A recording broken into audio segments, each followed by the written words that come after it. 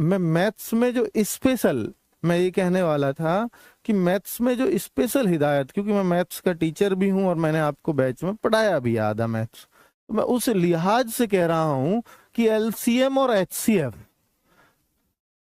ये चैप्टर्स वो हैं जो मैंने 8 नंबर लिखे हैं, हालांकि 9 चैप्टर्स हैं, वो हैं कि जिनसे पूरा मैथ्स ही आ जाएगा। लगभग 17-18 क्वेश्चन, 20 में से 17-18 क्वेश्चन इन चैप्टर्स से आ जाते हैं।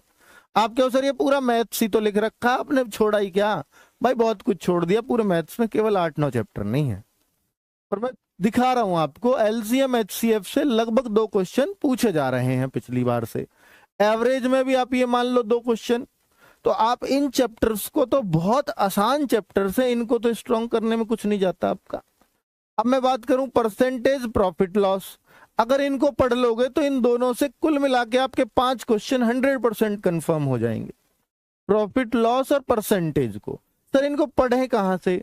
तो पढ़ने के लिए एक तो हमने बुक भी दे रखी है आपको एसएससी जीडी की मैथ्स की, उससे बेस्ट तो कोई बुक नहीं हो सकती, ठीक है, उसके लिए, क्योंकि वो सिर्फ जीडी के लिए बनी है। बाकी आप नॉर्मल बुक पढ़ते हैं तो भी कोई दिक्कत नहीं है, बस आप इन चैप्टर्स को कर लीजिएगा। अगर मैं बात करूं टाइम एंड वर्क, बहुत आसान चैप्टर्स में गिनती है, बहुत आसानी से कर सकते हो, 2-3 नंबर आपके पक्के, 2-3 क्वेश्चन। रेशो प्रपोर्शन 2 क्वेश्चन आने ही आने हैं, ठीक है। और इंटरेस्ट, इंटरेस्ट में भी अगर सिंपल इंटरेस्ट और कंपाउंड इंटरेस्ट दोनों की बात करूं तो कंपाउंड इंटरेस्ट ज्यादा इंपॉर्टेंट रहेगा, क्योंकि पहले भी ऐसे ही रहा है, सीआई से ज्यादा क्वेश्चन आए, पर ऐसा जरूरी नहीं है कि पिछली बार जिससे ज्यादा आए इस बार भी उससे ज्यादा आएंगे, तो ऐसा ही भी इंपॉर्टेंट हो सकता है। तो ये आपको इंटरेस्ट पढ़ना ही पड़ेगा, ठीक है। और बहुत मुश्किल चीज नहीं है इंटरेस्ट को पढ़ना, ठीक। तो आगे बच्चों, टाइम स्पीड एंड मेंसुरेशन। अब ये 2 अलग अलग चैप्टर लिखे हैं मैंने, ये दोनों ही बच्चों के वीक होते हैं भाई।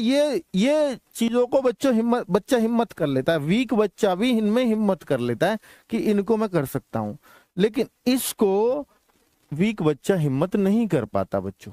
तो अब उसको क्या करेंगे, टाइम स्पीड और मेंसुरेशन, ये थोड़ा सा मुश्किल चैप्टर्स में गिनती होती है, तो बच्चे यहां पर थोड़े से फंसने लगते हैं कि सर इन दोनों को नहीं कर सकते। अगर इन दोनों को भी नहीं कर सकते तो ये 15 क्वेश्चन का डेटा मैंने आपको दे दिया है, 15 नंबर आपके इतने में से आ जाएंगे बड़े आराम से। अगर आपको दोनों 2-3 इससे प्रश्न आते हैं, 2-3 ही इससे आते हैं, अगर इनमें से एक भी कर लो तो भी आपके 17 क्वेश्चन का डेटा पता चल जाएगा आपको।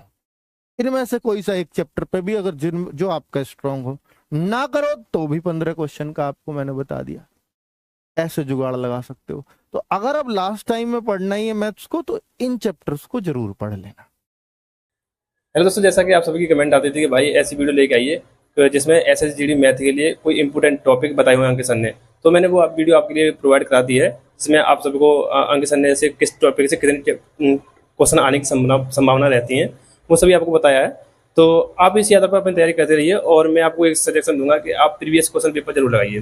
जैसे ऐसी बुक ले लीजिए जिसमें प्रीवियस क्वेश्चन पेपर हो, जैसे 2019 से और 2023-24 तक जितने भी एग्जाम हुए हैं, एसएसजीडी के 3-4 एग्जाम हो चुके हैं, उन सभी के प्रीवियस क्वेश्चन पेपर हो उसमें, तो ऐसा कोई बुक ले लीजिएगा और उन्हीं क्वेश्चन को आप लगाइए, ठीक है। तो आपका एसएसजीडी में बेहतरीन स्कोर हो जाएगा मैथ में, अगर आप मैथ में कमजोर है थोड़े से तब, ठीक है। तो आज के दिन धन्यवाद।